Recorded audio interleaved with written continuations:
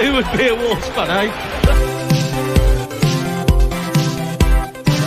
On goes Bull. People might yet win it here for Wolves. Flash in the shot. What a goal!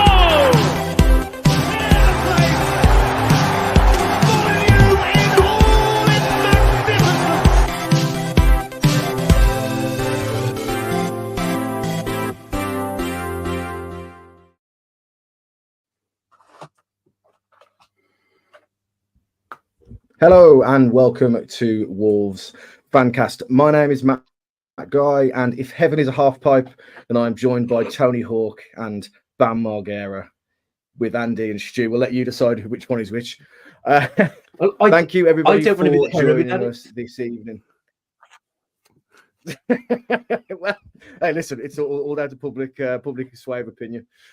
Thank you very much for joining us this evening. Thank you to Audi and to Boston Coffee Company for their support, and more importantly, thank you very much for joining us live and in colour on YouTube, Facebook, and Twitter. As always, if you want to get your comments in, please feel free to do so. We'll try and get as many in on the show as physically possible and react in live time to some of the stuff that you put out on the comments here. So straight away, Mike Evans, the trio, the boys are back in town. Absolutely. First and foremost, gents, we're here to talk about Wolves' away victory to Bournemouth. Stu, you said that you were broken after this trip. Was it more of an alcoholic reason, or just because of the relentless travel with it? Yeah, I mean, the travel was amazingly fine yesterday. It was very dicey in tones after the coach journey back, though. Mainly alcohol induced. When I totaled it up on the old NatWest calculator of outgoings, it was around about 7 or 8 pints ish before the game. So we enjoyed ourselves, but there was no traffic. So what are you going to do? You ain't going to sit there and stand around, are you? So drinking is good. Absolutely.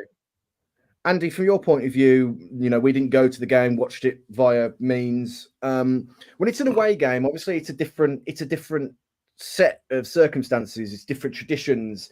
You can pretty much get away with just turning up 5 minutes before if you wanted to watch. Do you have any kind of different kind of rituals or things that you like to do in an away game if you're not going to go to it? Not particularly. I like to try and get up early, and if I need to pop into Wolverhampton and do some bits, that's pretty much all I do. Like, I try and do the bare minimum so I'm back in time, ready for kickoff. Unfortunately, yesterday I spent like 3 hours in the hospital, which was a great start to a Saturday, but can't be helped. No, absolutely. So as I said, we're here to discuss the victory against Bournemouth. Do want to mention very briefly, obviously the footballing world is very saddened by the death of Sir Bobby Charlton. Stu, from your point of view, he's known as the gentleman of the game. It's very sad for, English football, yes, but world football also. Yeah, and I was proper gutted, when that came through yesterday before kickoff.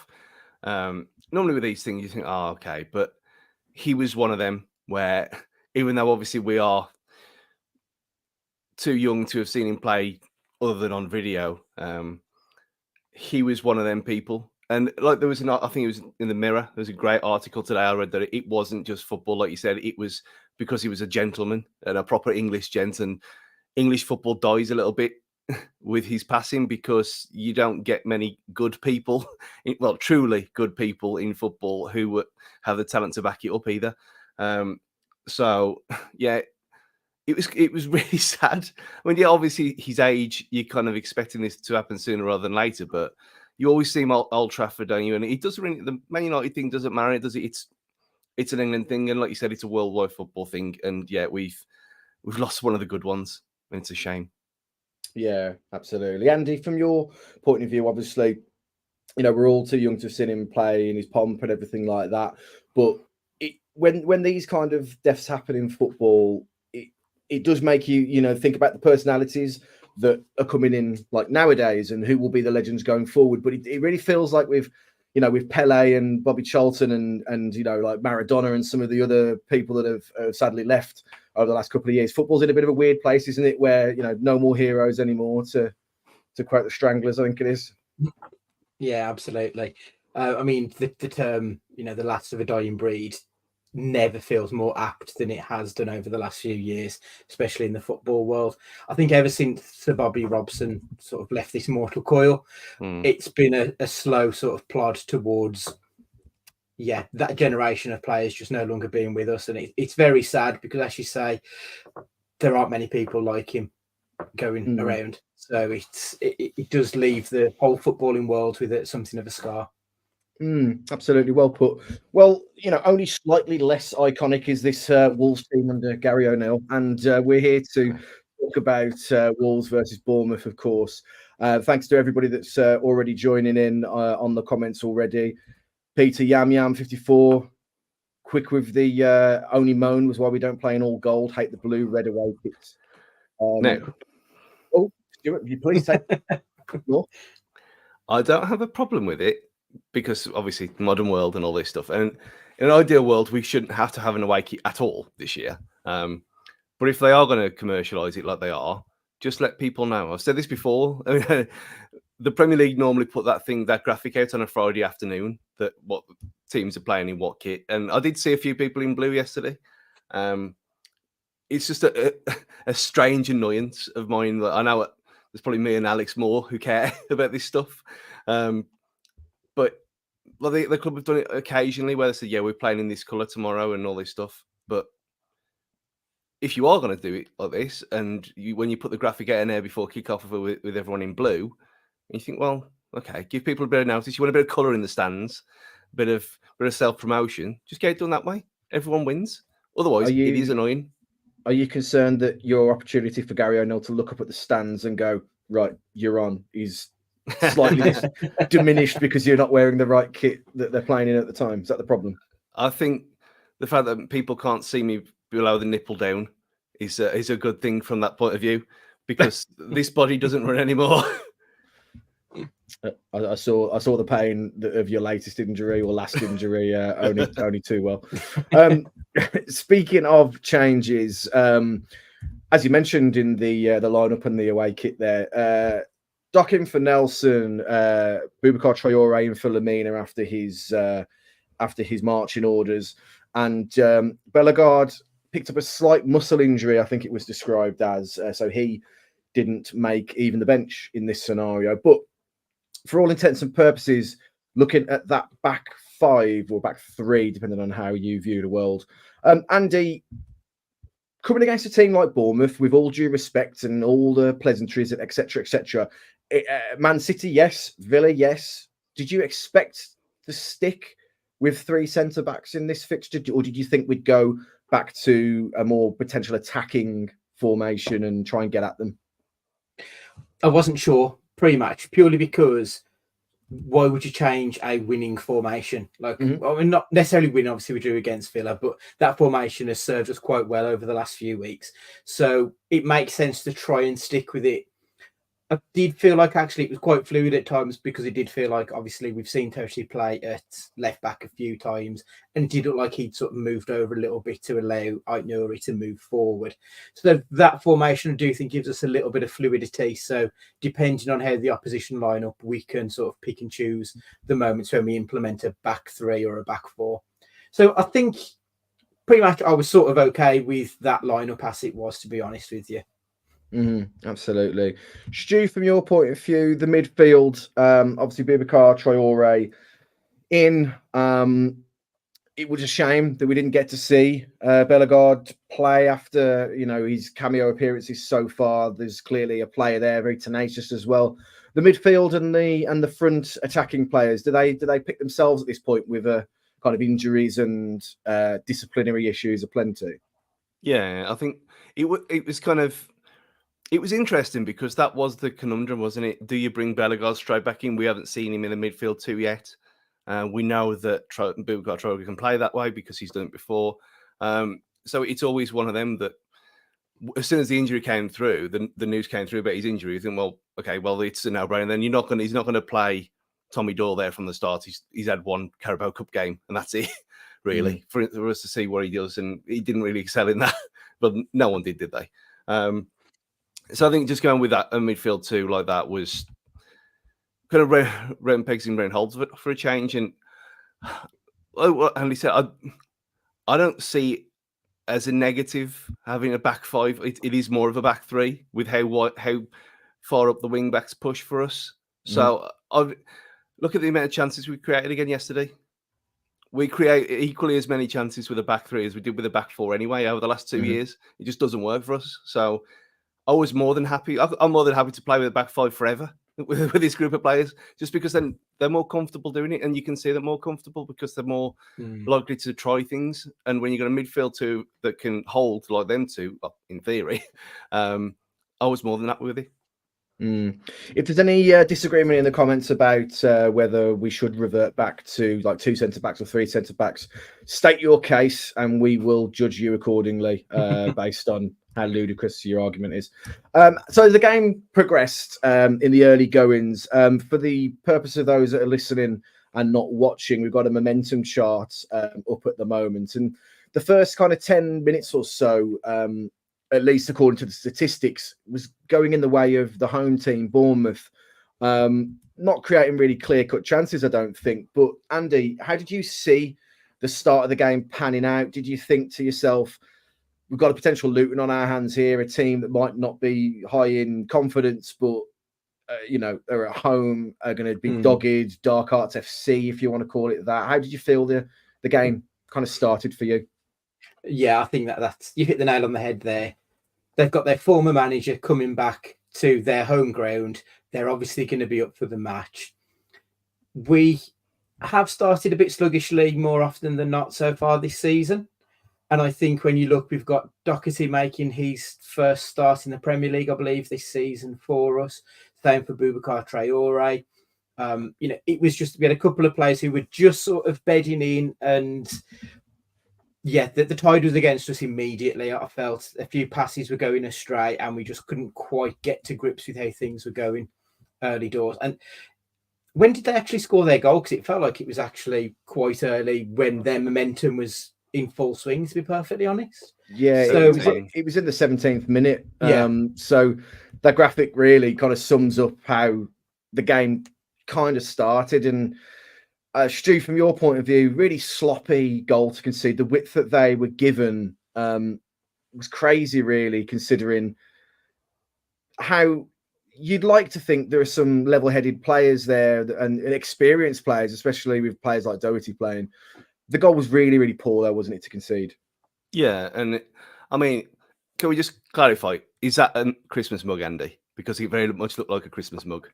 No, it's Moana. Oh, that's obviously. okay. Yeah, just too early for Christmas, Stu. Yeah, just I'd get in case, that. in case people were wondering and they were asking in the comments, I'm just saved. Yeah, from what I said about the solidity, they were ripped apart. I mean, Totti, there we are, Sean Crow, awful defending by Totti. It was like it was like a training ground where you just standing there as mannequins and being passed through.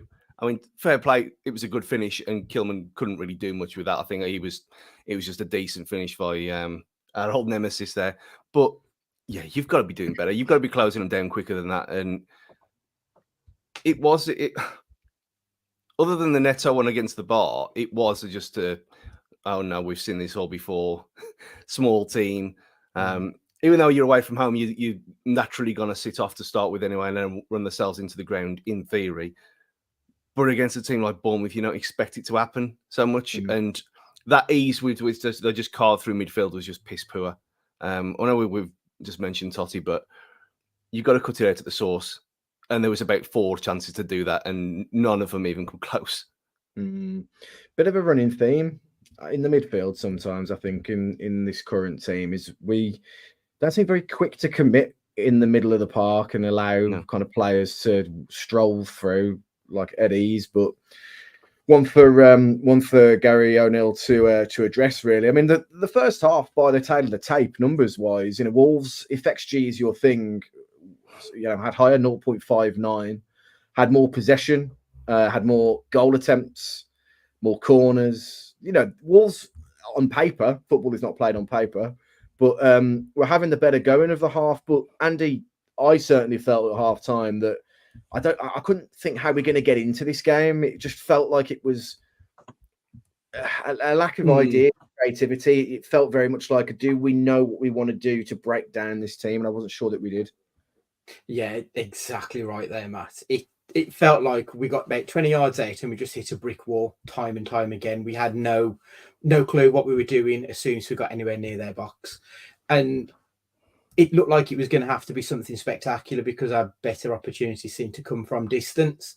And, that I should say that in inverted comments because I don't feel like we had any particularly good ones other than Neto hitting the bar, which, to be honest, felt a little bit hit and hope when he did it. So it looked like it was going to be a bit of a rerun of the game we had against them at home last season, where they're going to get one chance, one goal, and we're just not going to be able to put things together at the other end.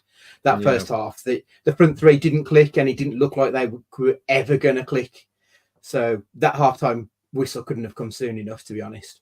I mean, normally when we do the pod, I like to do kind of player performances after the break, but I do want to, as we're talking about the first half, talk about, well, this would be the more Jekyll-like performance of Matheus Cunha's Jekyll and Hyde performance. Stu, in the first half, Twitter was awash with criticism. There was a lot of his talk about body language being really negative, throwing his arms in the air and on the floor as per.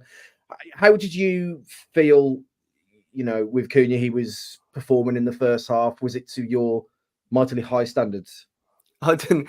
That's why when I saw all the amazingly, I will say about the Vitality Stadium, it might be small, but it's not shit at all. There's loads of room in the concourse, tellies everywhere, decent beer prices, and you get signal. Mainly probably because there's only 11,000 you there, but you get signal. So I checked the group chat at half time and all the slagging off of Cunha. I didn't see it. I didn't think he was that bad, and I thought it was just he was frustrated because he had no service again. He was having to drop way too deep.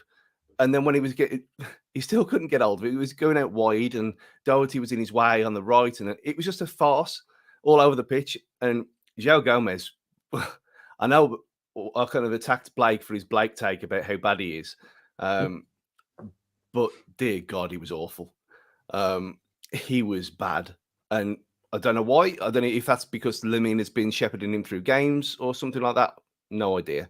But he was very, very poor, and it was no surprise when he was yanked. Well, not like that, but when he was replaced, that might have cheered him up. But he was bad, and like we said, they were carving through the midfield over and time again. It was just Cunha was the least of everyone's problems, and I didn't understand that at all. From being there, obviously. Yeah, absolutely. I think it was easy to be frustrated at that performance in the first half. To be fair, a game that I think a lot of people were having decent hopes going into it after the City and Villa games. One of the things, speaking of not potentially living up to the hype, Peter Yam 54, well done at Compton Park, guys, to Wolves Fancast. What I will say is we didn't finish last, and that's the most important thing here. But it always, of course, in celebration of the Wolves Content Creators Cup, one of the perks there of the Content Creators Cup is raising money for charity for Wolves Foundation. And hopefully the Just Giving page is still up and running where you can donate. And as I say, we didn't come last, so we didn't let you. No one's hiding that we let you down again banner at any point. I don't believe, at least I hope not. But if you still have the capacity to, please get your donations in. It would be very, very much appreciated.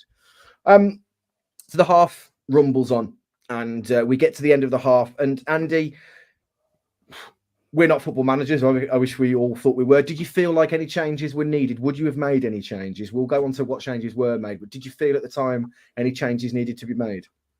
Yeah, absolutely. Stu hit the nail on the head. João Gomez could not fucking hit a barn door with a pass. Like, he was like everything you like about him, he just wasn't doing against Bournemouth. I didn't feel like he was harassing the players particularly effectively. People was going through him quite easily. His passing was just completely wayward. Something needed to change in the middle. I did wonder whether or not he'd bring on Kalajdzic, maybe go with a bit more direct, possibly.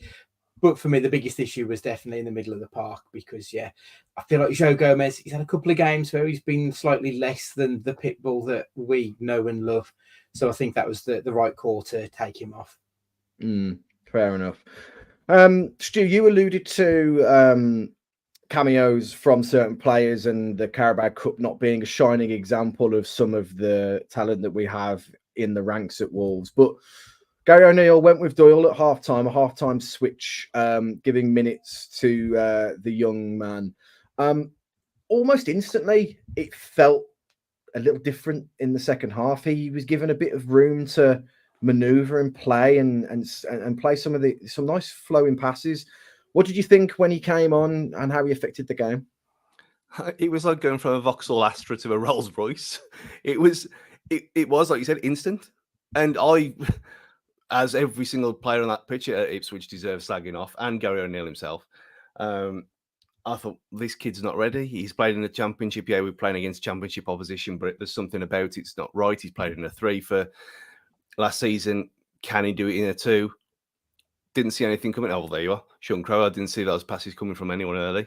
And he connected our lines perfectly summary there because no one else was playing them passes. And it's been a long time since Neves has played balls like that along the floor, not looping high crosses and crossfield passes and things like that. Through balls in the middle of the pitch. We haven't had that for a while. And he was just doing it with ease. And that's where the equaliser came from because that's where we were lacking. And he likes to tackle as well. I didn't see that from him, really. He's not the biggest. But yeah, he very, very impressive within minutes of coming on. Mm-hmm. These are the kind of performances, Andy, that when you hear the hype and on the paper talk about players and, everyone talks about how he was part of the cup winning team for England, etc. That's going to be his tagline, like Max Kilman's futsal. That's all you're going to hear whenever he appears on the pitch. But it's good to see that youth being given a chance. And what's also good, I thought, was the fact Gary O'Neill is willing to identify a problem and change it at halftime. Something that I think we all as fans would like to see us be a bit more proactive. Yeah. I mean, far too often we sort of wait for things to go badly wrong before trying to address anything. But at 1-0, we were still in the game, and he was quite forthright in making those subs at half time. And you could see immediately that there was a disconnect between the front half and the back half of our team. And Doyle came in, and as Sean pointed out, he connected it all. And he did, because he's passing, whether it was side to side, the ball never stopped when it came to him. We've had other players throughout our history who like to put their foot on the ball and take a look around before making a pass. That wasn't with Doyle. He was moving it constantly, trying to open up gaps and everything. And it was such clever play from him in the build-up to the equaliser, as Stu said, that it was the pass before the pass. Mm-hmm. But it all stemmed from him. He was the positive of the game for me. It was too much... Yeah, it's too much not negative football. Negative football is quite harsh, I think, on them. But it was too much just waiting and reacting. But as soon as he came on, it was sort of more of a head down and let's move in the right direction. Still in the comments, Doyle in a 2 versus a better side of 11 players could be a different story. Absolutely. Let's keep a level-headedness about this. He's still a young player as well, very much learning his craft. Stu, you are, I wouldn't go as far as to say our resident witch doctor or anything as extreme as that, but you do believe in curses and you do believe in fate and things like that. Scott playing for these, with all of the hype about it, the transfer speculation and the drama about that, was that the nail in the coffin for Lopetegui, etc., etc., etc. What did you make of his performance? It's rare that we talk about an away player, the opposition players, but the commentary very much set the stall out that he's not going to play 90 minutes. It's his first Premier League appearance, not only Bournemouth senior, appearance. But what did you think of his performance? And in the comments, what did you think as well, with all of the hype that had come about this player?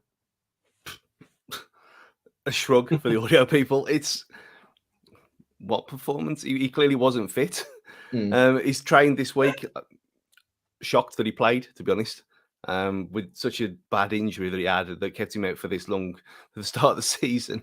Signing injured players is mental anyway, so you can kind of understand all that. But no, he just didn't look right, and we capitalised on it because I really do think he's an excellent player, and I think in time. I mean, if they go down, like I mean, they don't look great so far. If they go down and we can get him even cheaper than we would have done last summer, then great.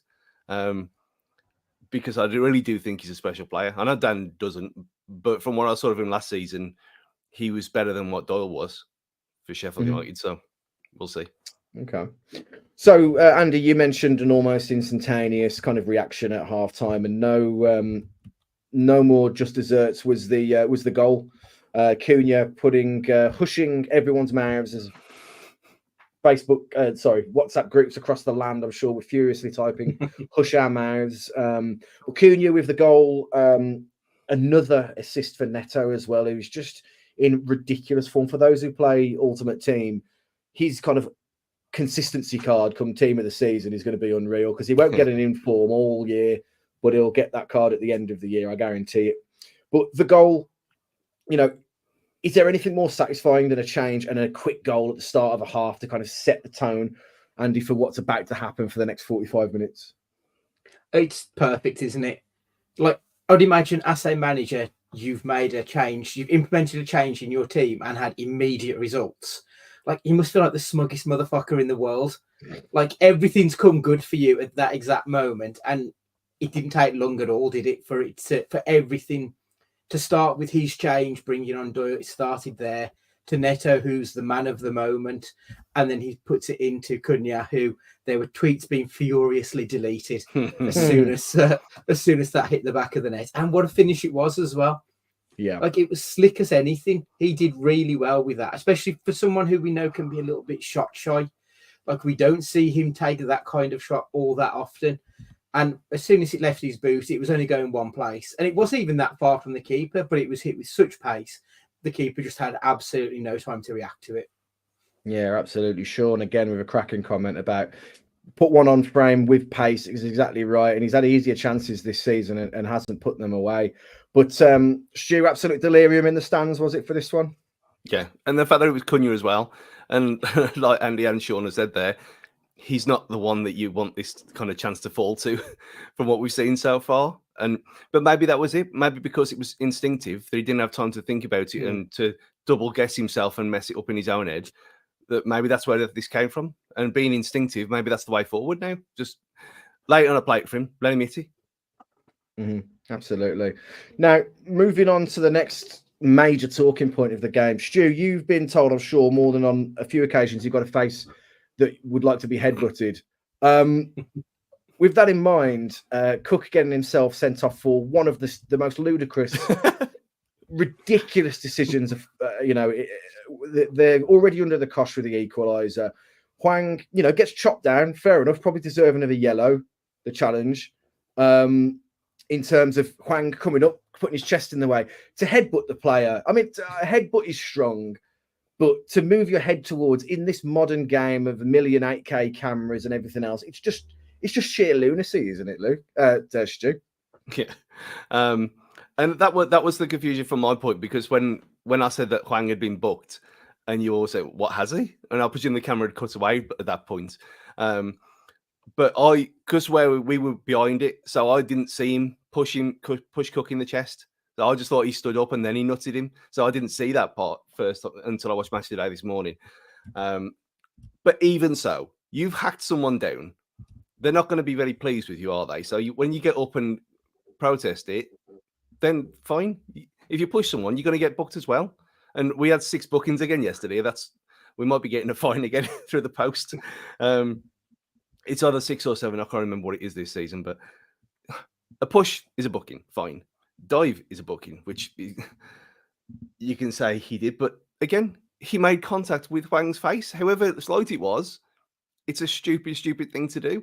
And it wasn't like that. It wasn't that kind of game. It wasn't like there've been like sly things in other than from them, as per usual, the Dark Arts FC that they are. we hadn't really been leaving the foot in and things like that. And it just came from nowhere. It didn't make any sense at all. And you could see it in his face that he knew what he'd done straight away. And you knew, oh, well, I fucked up here.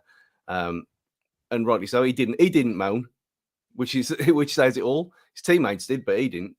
And it's violent conduct. So that's a 3-game ban for him as well. Stupid boy. Really is. I mean, Andy, again, talking about the opposition here, but I heard on TalkSport they surmised that, it's frustration with the way they're playing, the manager that would make a player like this, someone considered a professional, do something as stupid as this. But if the equaliser hadn't changed the tide of the game, this certainly was going to, and it was just one of the most bizarre things I've seen all weekend. Yeah, it's utterly just ridiculous. It's not like Cook is some young kid who's new to the Premier League. He's been around, he knows the game. What a daft thing to do, and leave your already beleaguered team a man down against a team who have just scored and now are in the ascendancy. Like, if you were the manager, you'd be absolutely fuming. But like the manager applauded him off. Like, you'd be fucking spitting fire at him for something that dumb. But I mean, like Stu's pointed out several times to us before, we know what Bournemouth are like. They enjoy the dark arts. I mean, was it Tavernier who threw himself in front of Kilman? Yeah. Pulled Kilman's shirt and dived to the ground to try and get him booked. I mean, luckily the ref could see what everybody else, apart from the commentators, could see. The commentators were talking like Kilman was about to get a red card, but yeah, they enjoyed doing their silly bollocks that they often like to do. Bournemouth did, but I thought the ref had a really good game, generally speaking. I think the bookings probably were bookings, generally speaking. It wasn't a nasty game, but in the current plight of you can't do anything without getting booked nowadays, I think he did fine. Yeah. Before we go to the break, we of course need to talk about the winner from Sasa Kalajdzic. Stu, keep your neutral head on as much as possible. Was it a foul in the build-up? What? Oh, when he fell over? No. Wait, if that was against Liverpool, you'd expect a foul, wouldn't you? Like how they miraculously survived going down to 10 men yesterday. Why? The same game as... I couldn't believe it. We watched that game before and in the ground, and it was just outrageous biased again. But no, it would have been very, very soft. And again, the player himself didn't protest, which tells you everything. And there was kind of shrugs from them rather than running at the ref, which they'd all get booked anyway under rules. But there was no real moaning about it or anything like that. And not that we cared. It was. You said delirium for the equaliser. It was mental times again. It was Everton levels for things like that. I mean, I didn't even think about it at all until we got back on the couch, and then there's a few people saying, "How do you think it was a foul?" I thought, "What?"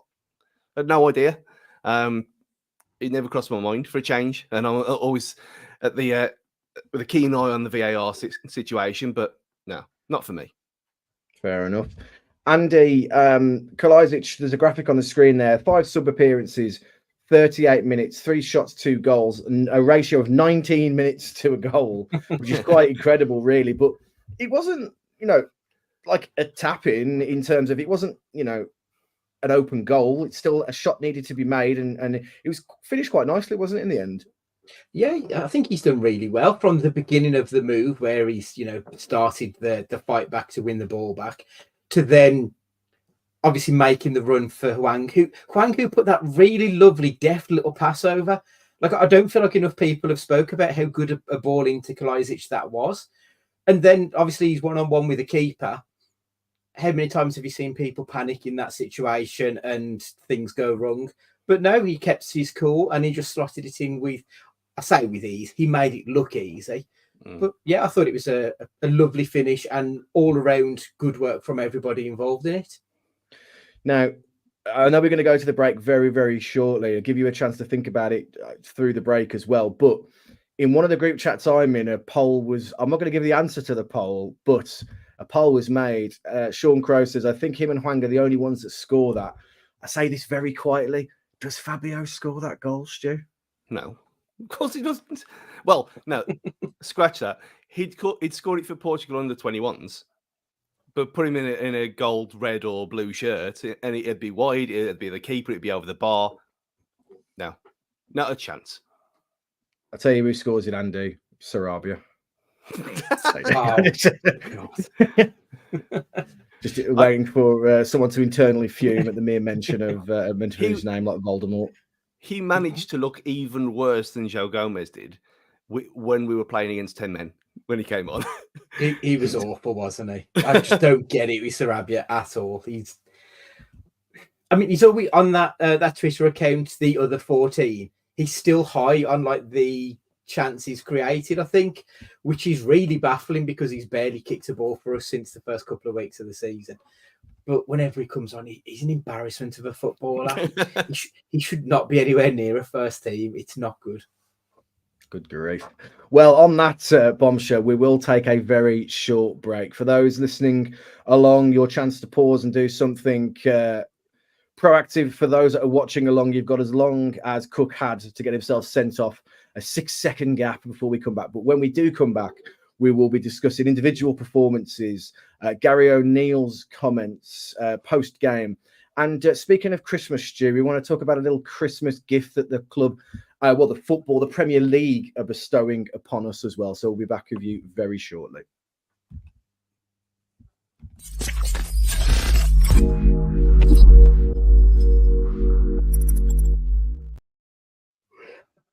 Welcome back to Wolves Fancast. Thank you very much for those that are with us in the comments, listening along live, watching along live, or listening via your chosen podcast provider or on YouTube and the other platforms. Thank you very much again to Audi, our podcast hosts and provider, and to Boston Coffee Company as well for their support. Going into individual player performances then, we've mentioned a couple of players already, Doyle, Cunha. We only mentioned Hwang very, very briefly before the break. So, Andy, you mentioned his deft touch that he got away with to help the goal, but a quieter game by his usual high standards for us recently. Yeah, I think so. I mean, he's on quite a rich vein of form, isn't he, in front of goal? And that didn't quite come off for him yesterday, but he still put himself about. He still caused problems, both with the ball at his feet or with someone's head in his head.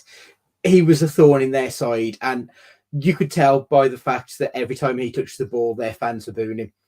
I know it was related to the red card, but he was pissing them off all game. And I feel like we've really lacked that kind of a player, someone that everyone can hate. And I've always wanted us to have someone like a Robbie Savage, not Robbie Savage because he's a prick, but someone like that, because it just galvanizes your team. And I feel like Hwanga could be that man for us, someone that the opposition can hate and we can love all the more because of it. Stu, from your point of view, we've heard loads about he's called the ball and he's got this international stardom, in his home country. But I think this season so far has been very much a coming out party for him in the Premier League compared to, I remember, when he hoofed the ball in the air to give Newcastle the equaliser. People wanted his blood, whereas now, obviously, it's a very, very different story. In the game, quiet as he was, still influential, and that's what matters, really, isn't it, for a team who are quietly sitting in, I think it's 12th in the table. Yeah, and that's the thing. He's not nasty though. He doesn't do anything wrong. he just antagonizes people because he's a threat. And we didn't even mention the Harlem Globetrotters FC moment where Neto scored it over the bar, which would have been in the best goals of the season already. That Hwang was very much involved in without Nuri and himself down that left-hand side. But he's been, let's say, someone we needed to hate. He was hated here. Like you just said, he was properly hated. And to turn around this like he has, I can't remember the last time. I mean, when people grew up and realised what football was and they appreciated Andy Keogh for what he was in the end, he got a bit of turnaround, but not to the kind of hero worship that Hwang gets now. I mean, it's a different level. And yeah, he was quiet, but he put his head where he could have got proper smashed by the keeper, and he did get a bit of contact in the first half after that one off the bar. And he probably could have got an assist from the Neto one, and he ended up with an assist anyway on a day where he was relatively quiet compared to the last 3 weeks. So, and scoring for his country as well. Yeah, it was a romp, but he still had to put it in the net, and it was a brilliant finish there. Flying back, having no real time for training with the team, and to still play like he did. Fair play to him, man. He's superb. Yeah, I mean, it's very, very much he played as a 7 out of 10 as opposed to like an 8.5. Yeah, with Yeah. still certainly it's no it's not a slight on him. It's just not. He just had a quieter game than most times we've seen him play this season. Pardon me. Neto, Andy, for you. I mean, I very much have been saying that our season is defined on how Neto and Hwang stay off the injury table. Never mind January transfer. I don't think that will be an issue for us. But Neto, once again, the assist maker, and he's absolutely crucial. He's becoming a bit of a talisman for the team. Something like kind of represents the energy of the team and doggedness as well.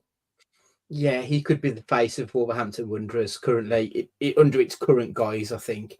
The evolution on from Ruben Neves being our star boy. It feels like Neto's the next one, isn't it? He's been through the mill. He started off very young for us, did well. He's had a couple of bad years with injuries, and now it's all coming good for him.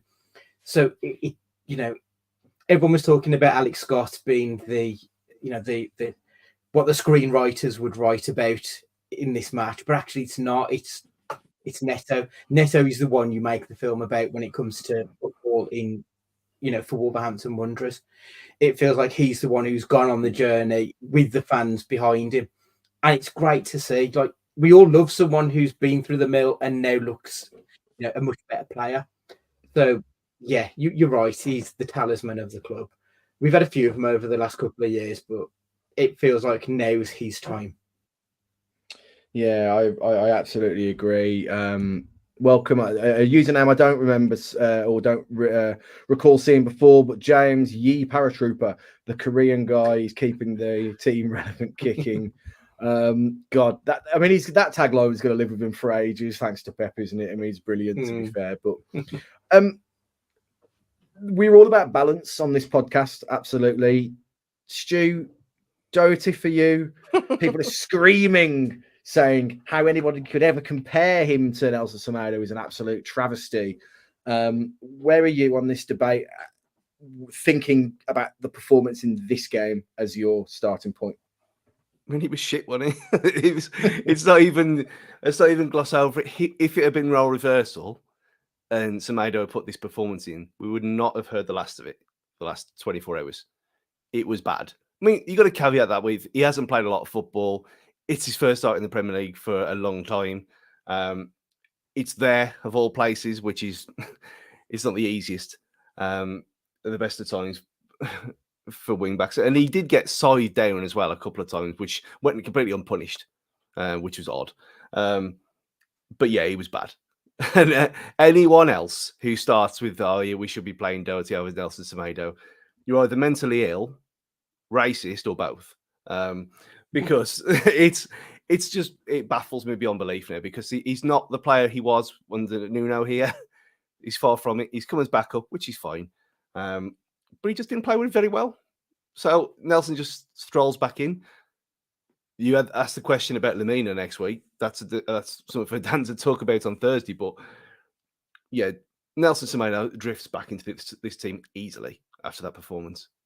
I think you're on the money there. Speaking, lovely segue, Stu. It's almost like we've been doing this for years. But Dan, with the preview show later in the week, and Gully's tactical analysis as well, will be all of the content you need over the week on the build up towards the next fixture against Newcastle. Now, going into, before we talk about Gary O'Neill's comments on the game, Andy, any other players you want to give any mention, good or bad, to? Sá didn't have a great deal to do, but had none of his moments of hero or zeroism either. It was a very much just a relatively normal run of day of the office for him, wasn't it? Yeah, it's pretty low key. Didn't have a lot to do. What did he have to do? He did with minimal fuss. It's what you want from a goalkeeper, to be perfectly honest. So no arguments about Sar. That's probably saved for 2 or 3 weeks' time when he has his mad moment like he usually does. Boobs. I like boobs. Like, I want to get that on a t-shirt. Don't we all? I like it. Yeah. I like Boubacar Traoré. I think he's tremendous. I think minute for minute this season, he's been my favourite player. Whenever he's been on the pitch, he's been tremendous. I thought he played really well again. I know Stu mentioned Mario Lemina. Should he come straight back in? I think he should, but I think it should be for Gomez. I think we should see him and Boubacar Traoré starting in the middle of the pitch next weekend. I mean, whether or not that lasts long term, I don't know, but more boobs for me, please. Absolutely. There's a t-shirt in the making if there ever was one. Going on to then moving on to Gary O'Neill's comments. There's a little video that we're going to pop up in a moment. Having a quick look here now at the comments. We've taken the lead quite a bit and have had to be the side which sits and counters, whereas today we took the game to them and I liked how the boys handled it. They needed a little break at half-time to help them with a few things and show a bit more intent. But second half, they were excellent. Even before the sending off, I thought we were in complete control. I think that's a pretty fair assessment, isn't it, Stu, in terms of the second half at least? If the game was going, apart from Wolves doing a Wolves, the game was going all Wolves.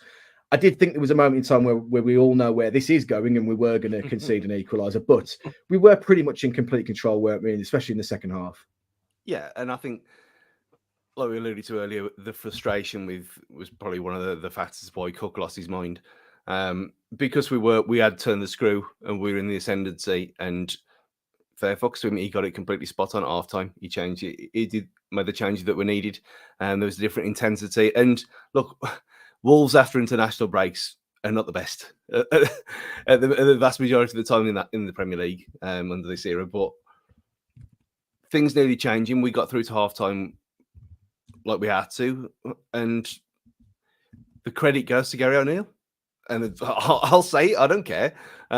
He did well. He did what was needed, and everything he said there was spot on because we were in control. And there was only going to be one winner anyway. And I think there's a comment earlier about Tommy Doyle playing against 11. Well, he did for a bit, and he was the best player on the pitch. Yeah, absolutely.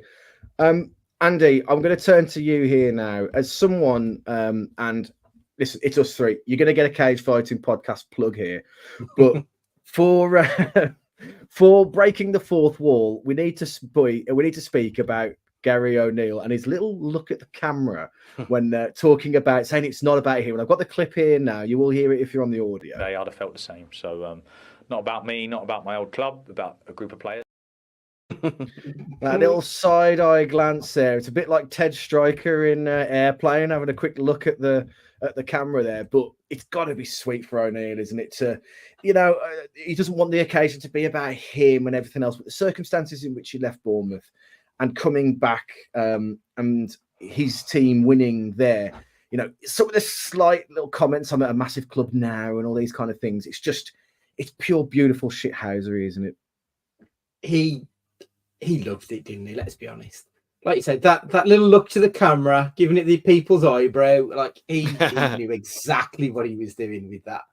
And yeah, he didn't want the day to be about him, but ultimately it was always going to be all about him because, as you say, he left under very poor circumstances, having kept up a very poor team, who then went and spent £100 million and joined Wolves, who were having to sell the kitchen sink to survive for another season, if you'd listen to certain pundits.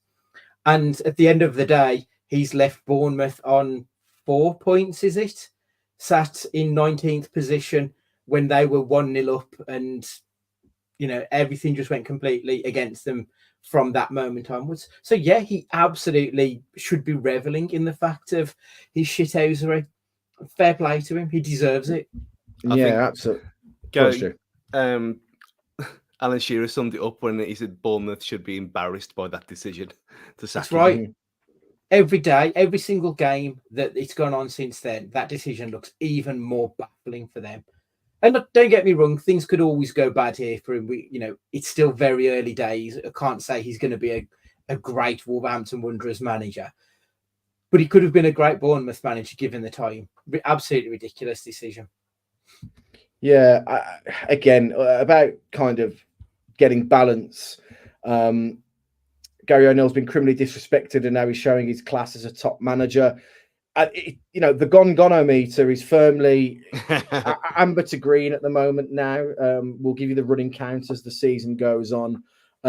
Mike Evans, the meme that I absolutely love, the barbecue is sizzling for him. Nobody else, if you're not on X or Twitter, I'll be cold dead in the ground before I keep calling it X.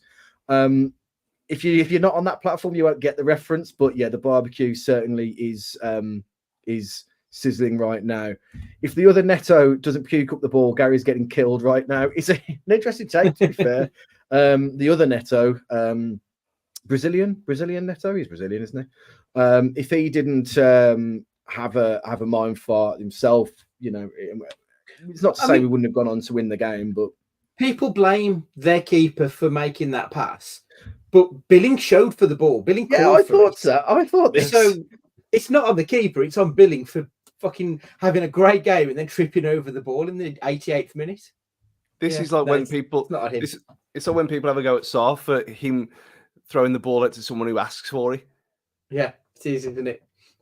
This is one of these, and I think Rob Cartwright. I don't know if you're going to put it in Twitter corner, but he did mention if the gonometer was the worst thing we've ever done, and I didn't do it, but I slagged him off more than anyone else. And again, I'm not going to apologise for it because I was right. He had an awful start, and until we went to a back 3-5, this team were going nowhere. We've gone back to what they're now. Look what happens. But like I said earlier on Twitter X, credit where it's due. You look at that points return since that started. Superb.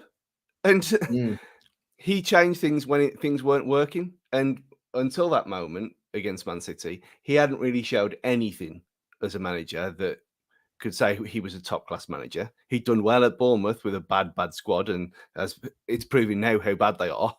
And then you look at Villa just scoring goals for fun, and then it makes that draw against them a couple of weeks ago even better. So he's by every week that goes by, he looks better and better. And again, he's growing as a manager. He's growing here in front of our eyes. And there's got to be hiccups. But until that point, when that tweet went up, he hadn't proved anything. And what Dan or Rich, whoever did it at the time, put up, that thing was a reaction to what people were saying online, that he was bad, that he had to go, that I said he was the worst manager in the league. Obviously, there's two worse. But we could only work with what we were going with. And at that point in time, it was a reaction to what a lot of people were saying, not just us, but we were the only ones on Twitter who had the bollocks to do it. There's some fantastic comments coming in the throw. I'm going to give a chance to open the floor here. Danny P, I'd like to know what the worst thing the Fancast has ever done. The Johnny broken heart thing ranks pretty high up there. But Peter Yamya might have already suggested it. Only Fancast. Will you ever do a membership? Hey, listen. I'll make a book any way I can. So just show me the money, honey. Stu, you mentioned the points return. And looking at the league table, Wolves sitting quietly in 12th at the moment, 11 points. I may or may not be right here, but I think 4 points is the relegation zone at the moment. So, 7 points ahead, not getting away from the fact that we've played one of the most difficult, if not the most difficult fixture list, I think, according to statisticians. So at this point in the season, I think we've got to be happy with the points return, haven't we, Andy? I think. Absolutely. I said to someone on Twitter, I refuse to call it that other word, the other day, that I think we can't really judge Gary O'Neill until after the Sheffield United match, because it was such a ridiculously difficult start to the season. By the time we get to Sheffield United, we'll have had a run against the top and we'll have had a run against the teams we expect to be towards the bottom. So we'll get a true picture at that point where our season's going to go. And I think that is 11 games in, 11, 12 games in at that point. So yeah. Yeah. So I think that would be the right time to judge him on it. Did I think we'd done 11 points looking at the fixtures we had? Probably. Did I think we'd have beat Man City in one of those, though? Almost certainly not. So I don't think he's done a terrible. I don't think he's done a fantastic job. I think he's done what I would have expected of this group of players. And I mean, like that's not to knock him and say that he's been terrible, because you've still got to get those players motivated to go out there and do that. We've seen very good clubs get relegated in the past before. It's just the way that football works. So the fact that he's come in and done what is expected of him, doff the cap to him. I think he's done a good enough job so far. Yeah, I think the only caveat I'd say to that, to slightly talk him up a bit, is the circumstances of his arrival very much made it a more difficult job than it needed to be if he'd have been given a proper pre-season. Stu, do you think he'll be back in January? Fosun have very much... We've survived out of spite in the Premier League under Fosun a lot of the time. If they see us around 10th to 13th come January, there's no need to throw the kitchen sink at it in January like it was last year. Will be the justification for them. Does he get given any money in January, do you reckon? No, not a chance. Well, look what happened last year. They, in sheer desperation, went against their own policy, but spunked all that money in, and then we had to sell people to kind of claim it back because they weren't going to continue with their investment. So to go back on that, and I know there's been talks from different people saying that there is money to spend. There's always money to spend. They just won't do it. And I think if you look at I would say earlier, it's around about 46 points. If you look at points per game ratio at the minute, that'll put you around about 12th at the end of the season anyway, the way things have gone the last few years. So I wouldn't have thought so. But again, where are we going to need to invest really if these players carry on the way they are? And I know obviously injuries and everything else, but other than that, other than Neto being crocked forever and Hwang being decapitated, then we ain't gonna be splurging money for no reason again. They'll come up with the usual Fosun things of, oh well, there was no value in January like there was last year and blah blah blah. I don't expect anything now. Fair. Well, we'll move on as we wrap up there, just to a little bit of speaking of the January window, a Christmas gift potentially from the organisers of the Premier League. Wolves fixture with Chelsea earmarked for Christmas Eve. Not very Christmassy at all from the fixture makers there. It's a difficult one, this. For a lot of people, they're already be off, but people want to see family. They want to do other things. It does feel like a bit of a Scrooge move, doesn't it, Andy, to have a game on Christmas Eve like that? Just before I get to it, I can just imagine how giddy you are that you've managed to squeeze in a peep show quote. It wasn't even him. It's the best thing about it. It was our resident cardigan Devara Rich, I believe, who put this one in. Outstanding. Yes, it is. Yeah. It doesn't it feel like a bit of a shithouse move to have a game on Christmas Eve, or am I overthinking it? I mean, Christmas Eve for me is getting pissed with pals and seeing. I mean, I've been to Planet on a Christmas Eve on more than one occasion and woke up hungover. So add football into the mix sounds great to me, but I might be in the minority. Like, I don't know, because the problem is when you go to football, it's not just the 2 hours that you're at the football, is it? It's the best part of a day that you spend during the match. And when it comes to Christmas Eve, like you say, you do have, like a lot of people do have other commitments that they also need to do. And like, I don't want to be sexist here, but when I used to work in retail, there was always a lot of guys doing last minute shopping on Christmas Eve, trying to get all that stuff in. So there are things that are going to be at play during that day that it's just going to make it a little bit more difficult than what you would hope for on a Christmas Eve. I mean, if we win, none of us will be moaning, will we? Let's be honest. But from this point on the 22nd of October, it's not something I particularly look forward to, if I'm honest. I thought you were going to say something about preparing the meals for the men the next day, then, Andy, when you said, well, I suppose in one thing, we won't be under the ladies' feet. We'll wait till they can get on with the cooking and everything will be fine. Man's world. There we are. There's your fancast statement for the week. I was very much in the kind of going the other way and thinking of other people, because obviously for us in our relatively middle age, it's fine for us, and it's fine for a lot of the vast majority of single blokes who've got no problem with this. But people with families, you take the Chelsea fans out of it because Chelsea, whatever. But the point is, not all Wolves fans live here. They don't live within a 4-mile radius where you can walk to town if you really had to. A lot of people are going to be relying on transport, which is awful anyway, because this country's a joke. And Christmas Eve is a ridiculous time to go anywhere, let alone travel to a game and then get home, which is going to be more of the problem than anything else. Getting home on Christmas Eve, even if it is 1 o'clock kickoff, which they're saying it is going to be, just for the fact of a few thousand people watching it on Sky, because who's going to watch football on Christmas Eve? It's not going to be, I know that we get, what, 200, 300,000 max normally? And I know you're throwing the Chelsea factor, but you ain't going to get millions of people sitting at home or in the pubs, where they'll be in the pubs anyway. So they're not going to be watching the telly like you're watching Blackburn against, I don't know, Coventry on a Friday night or something like that. It's background noise. You ain't going to go through all this trouble just to get a few 100,000 people watching on a Sunday, which you don't normally have viewers. It's ridiculous.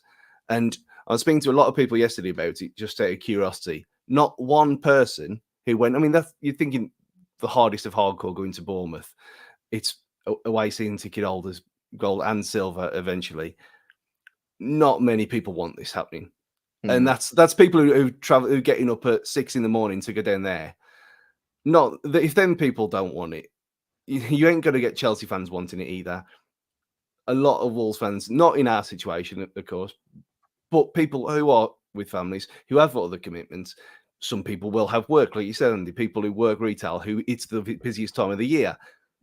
Yeah, I know someone said that we did used to play that years ago, but we used to eat spam as a fucking treat years ago as well. We can't be having that. I think someone said 1955 as the thing as the last time playing on Christmas Eve. It's like we used to play on Christmas Day, and then Boxing Day the next day. It doesn't happen anymore. It's 2022. You can't be playing on Christmas Eve. It's a stupid idea. And I think there's a reason why the Premier League announced one set of fixtures for December, when normally at this time of year, if you go back and check, normally they'd put December and January out last week, so everyone could plan, but they didn't. They released the one set of fixtures for the first week of December. Then this idea exclusively slipped out so they can get all the feedback and all the nonsense about it. And then they said, oh, it's going to be released early next week. We know exactly why. They were testing the water, and hopefully this has backfired massively against them. And this gets kiboshed because it's stupid.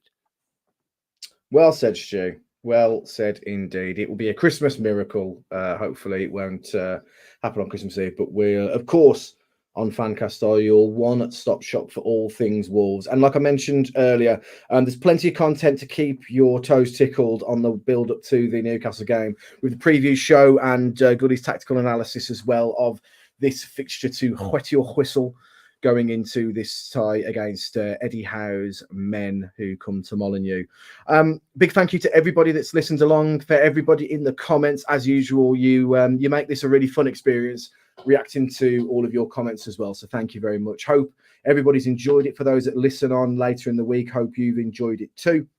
Thank you very much to Audie for being our podcast provider as well. Andy, Stu, thank you very much for being my dancing partner. I hope you've had a good time here as we've exercised the demon that is Bournemouth once and for all. Have a great week, everybody. Andy, if you want to say bye to the to everyone. Merry Christmas, everybody. Stu, if you want to say bye to everybody. Yeah, goodbye, everyone. And take it easy, everybody. Look after yourselves. It's getting to that funny old time of the year where it's getting like dark early. It's getting a bit miserable and cold. If you need to reach out to us at Fancast. If you're having a struggling, there are plenty of support out there as well. We are all in this together in this weird and wonderful world. So always look after your pals. Have a great week ahead, and we will see you very, very shortly.